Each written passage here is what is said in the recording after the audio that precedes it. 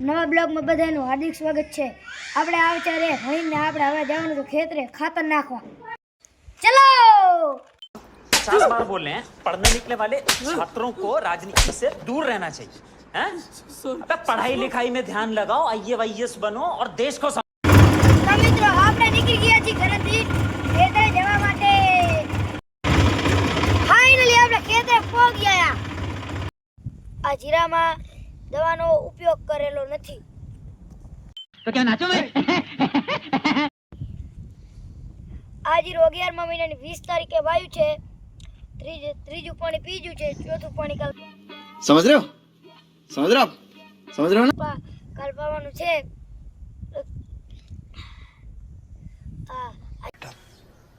तुमसे ना हो पाएगा। ફાઇનલી મિત્રો આજ તો આપણે ફ્રી હતા, આજ તો ગયા બળદગાડાની સવારી કરવા, જે બહુ મજા આવે મિત્રો।